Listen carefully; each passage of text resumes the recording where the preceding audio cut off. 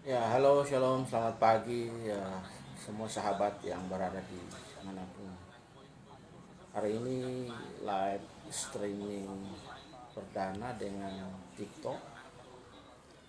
Kembali lagi setelah sekian lama dua akun yang saya buat di Bennett, dan setelah hampir setahun lebih saya kembali lagi menggunakan TikTok. Nah, saya melihat begitu banyak perdebatan yang hampir terjadi setiap hari di eh, TikTok tentang sosok Yesus Kristus, tentang kekristenan, Jesus History, dan beragam banyak lainnya.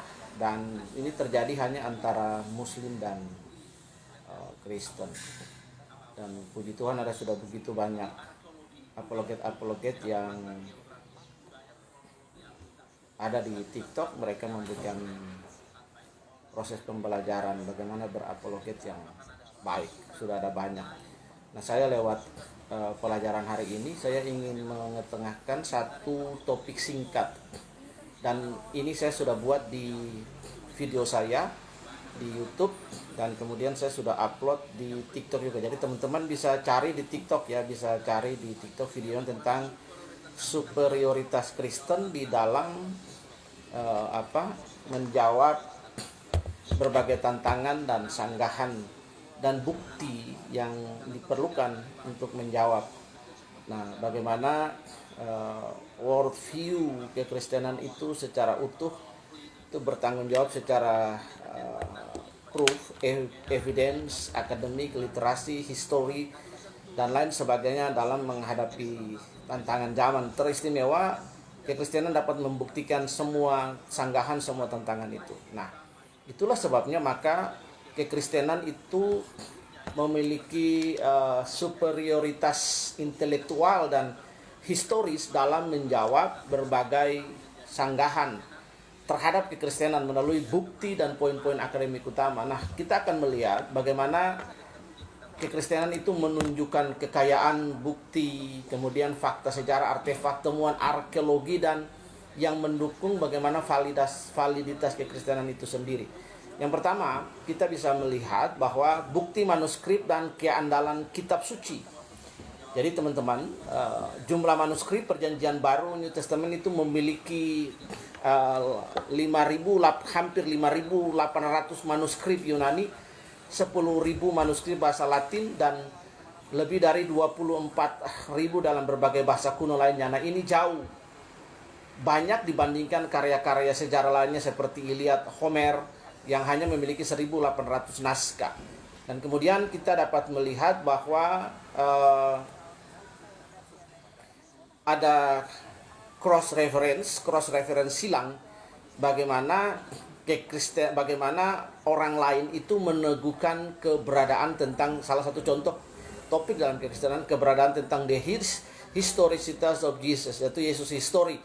Yaitu kita dapat bisa melihat di Josephus Flavius dalam buku The Iniquities of Jews. Kita dapat melihat kemudian Samosata dan banyak lagi para sejarawan Romawi yang kemudian mencatat tentang sosok dari pribadi Tuhan Yesus. Jadi dari situ saja kekristenan memiliki superioritas untuk menjawab keraguan, pertanyaan, sanggahan, bahkan oleh seorang ateis sekalipun.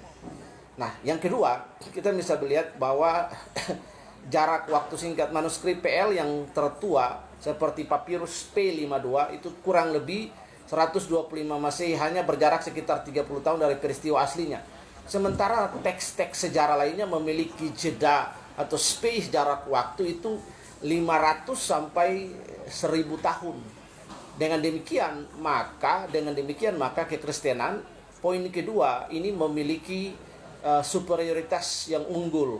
Jadi karena kenapa jarak dan waktu, maka semakin jauh hari ini kita dengan sumber sejarah, dengan kejadian yang terjadi pada masa lampau, maka kita akan mengalami kehilangan fakta, kehilangan sejarah, dan lain sebagainya.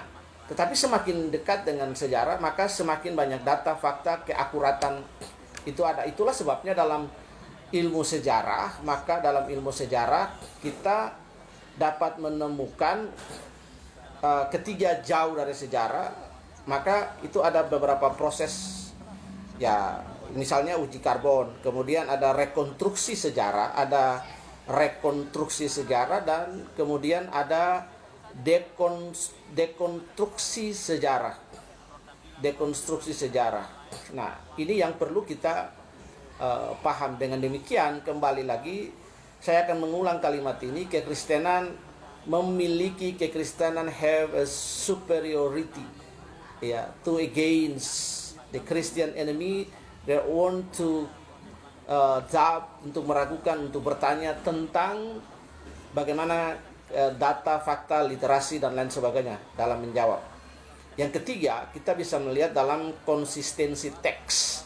Dengan membandingkan ribuan manuskrip, ditemukan bahwa lebih dari 99% teks Perjanjian Baru tetap sama tanpa perubahan doktrinal yang signifikan.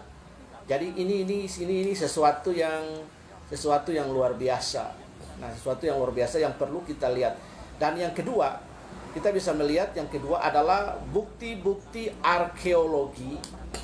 Bukti-bukti arkeologi yang mendukung narasi Alkitab. Jadi Alkitab itu sendiri pun sudah memiliki 6 sifat kanonik Alkitab. Ya, salah satunya adalah otoritas, ineransi, clarity, infallibility, dan lain sebagainya. Tetapi kemudian there's the another evidence dalam ilmu arkeologi yang mendukung narasi Alkitab. Nah, jadi dalam proses-proses inilah maka the biblical archaeology dalam proses melakukan rekonstruksi sejarah, dekonstruksi sejarah, uji karbon, dan lain sebagainya, itu they support by Bible. Nah, ini yang pertama, maka kita melihat bahwa bukti arkeologi mendukung narasi Alkitab. Dengan demikian, maka Alkitab itu memiliki superioritas yang tidak tertandingi. Tadi 2 poin di atas saya sudah jelaskan. Yang kedua, bukti arkeologi mendukung narasi Alkitab. Yang pertama, penemuan kitab suci kuno atau Dead Sea Scroll. Dead Sea Scroll itu 1947 menunjukkan bahwa naskah The Old Testament yang ada saat ini sangat akurat dibandingkan dengan naskah-naskah dari abad pertama sebelum Masehi. Yang kedua, kita bisa melihat kota dan tokoh Alkitab yang terbukti sejarahnya. Dengan demikian, Alkitab kembali lagi memiliki superioritas.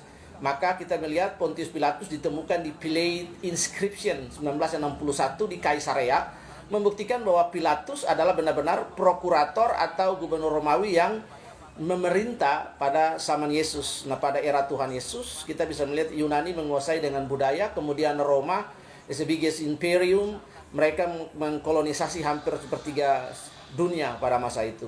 Jadi Yesus pada masa gubernur Roma, pada masa Romawi, Palestina, Yudea yang dimaksud, Yudea adalah di bawah fasal dari Romawi, dan prokurator atau gubernurnya itu adalah Pontius Pilatus. Dan setelah dilakukan ekskavasi bukti arkeologi mendukung catatan-catatan yang ada dalam Injil. Kita bisa melihat di Injil sinopsis. Ya, jadi the Christian evidence through biblical archaeology itu the support Alkitab. Nah, ini yang penting. Yang berikut adalah Raja Daud. Raja Daud kita bisa melihat dalam Tel dan Stel abad ke-9 menyebutkan House of David mengonfirmasi keberadaan Daud sebagai the man of history, sebagai tokoh sejarah pribadi. Jericho, ekskavasi arkeologi menunjukkan bahwa tembok Jericho runtuh dengan cara yang sesuai dengan narasi Alkitab di dalam Yosua pasal yang ke-6. Berikut adalah Kapernaum dan Bethesda. Jadi penemuan arkeologi, the biblical archaeology proving for us bagaimana keberadaan kedua tempat seperti yang dicatat dalam Injil sinopsis. Nah, jadi kedua poin ini mendukung kita. Yang ketiga adalah bukti historis tentang Yesus dan kekristenan awal, sumber-sumber sejarah non-Kristen. Jadi sumber-sumber sejarah non-Kristen, the source of the historical non-Christianity, proving ya tentang the Jesus history. Yang pertama adalah Flavius Josephus, itu Antiquities of Jews pada tahun 93 Masehi menyebutkan bahwa Yesus sebagai seorang yang memiliki banyak pengikut dan dihukum mati oleh Pilatus. Yang kedua, Tacitus Annals 116 Masehi itu mencatat bahwa Yesus dieksekusi oleh Pilatus dan para pengikutnya, terus berkembang meski mengalami penganiayaan. Kemudian Plinius Muda, gubernur Romawi, menulis kepada Kaisar Trajan 112 Masehi tentang orang-orang Kristen yang menyembah Kristus Yesus sebagai Tuhan. Yang keempat adalah konsistensi logis. Masalah kejahatan dan penderitaan. Kekristenan sekali lagi memiliki superioritas dalam menjawab tantangan. Ya, kita dapat melihat bahwa kejahatan dan penderitaan, kekristenan menawarkan jawaban filosofis yang kuat melalui konsep kehendak bebas manusia, kejatuhan dosa, serta pengharapan dan pemulihan redeem dan keadilan ilahi. Jadi itulah sebabnya dalam Yohanes pasal yang ke-6 dikatakan bahwa Yohanes pasal 14 ayat yang ke-6, aku adalah jalan, kebenaran dan kehidupan. Tidak ada satupun tokoh agama di muka bumi ini that was standing and kemudian proclaim his own self, yang berkata aku adalah jalan, kebenaran dan kehidupan. Only Jesus Christ. Dalam Kisah Rasul pasal 4 ayat 12, di bawah kolong langit tidak ada nama lain yang olehnya manusia diselamatkan, hanya dalam nama Yesus. Dan itu adalah sebuah divine proclamation yang tidak dapat diucapkan oleh siapapun dalam sejarah. Jadi kita melihat kemudian the unique of Jesus Christ as the Lord and Savior. Tidak ada pendiri agama lain yang mengklaim diri sebagai Allah, mati untuk menebus dosa manusia, bangkit kembali secara historis, itu terverifikasi. Kemudian keberadaan gereja mula-mula dan pengorbanan para martir Kristen adalah bukti bahwa mereka benar-benar percaya kepada Yesus yang bangkit. Yang kelima, kita dapat melihat bahwa transformasi sosial etika yang berakar dari kekristenan. Kita bisa melihat, we will see the historical timeline, bagaimana transformasi kekristenan itu merubah peradaban, industrialisasi dan lain sebagainya, transformasi Kristen di Eropa dan lain sebagainya, reformasi itu merubah wajah dunia, penemuan-penemuan dan lain sebagainya. Nah, ini adalah bagian dari transformasi sosial dan etika yang berakar bersumber pada kekristenan. Nah, kita melihat hak asasi manusia, prinsip moral Kristen tentang kesetaraan manusia di hadapan Allah menginspirasi gerakan anti perbudakan. Kita bisa membaca tentang William Wilberforce. Ilmu pengetahuan, banyak ilmuwan besar orang Kristen seperti Johannes Kepler, Blaise Pascal, Newton yang melihat eksplorasi ilmunya sebagai cara memahami ciptaan Tuhan. Pendidikan dan literasi, universitas yang tertua di dunia seperti Oxford, Cambridge, Harvard didirikan berdasarkan prinsip-prinsip Kristen. Bapak Ibu Saudara yang dikasihi oleh Tuhan, dengan demikian maka point of view kita dari segi manuskrip sejarah, bukti arkeologi, kesaksian non-Kristen, dampak sosial dan filosofis kekristenan memiliki the strongest foundation yang sangat kuat dalam menjawab berbagai sanggahan tentang kekristenan. Jadi superioritas kekristenan terletak pada keselarasan antara iman, historis, dan rasionalitas yang dapat diuji, bahkan dikonfirmasi secara akademik. Jadi Tuhan Yesus memberkati kita. Siapapun yang akan berdebat dengan kekristenan, siapapun yang akan melawan kekristenan, dia tidak pernah dapat membuktikan kekristenan itu wrong, kekristenan itu salah.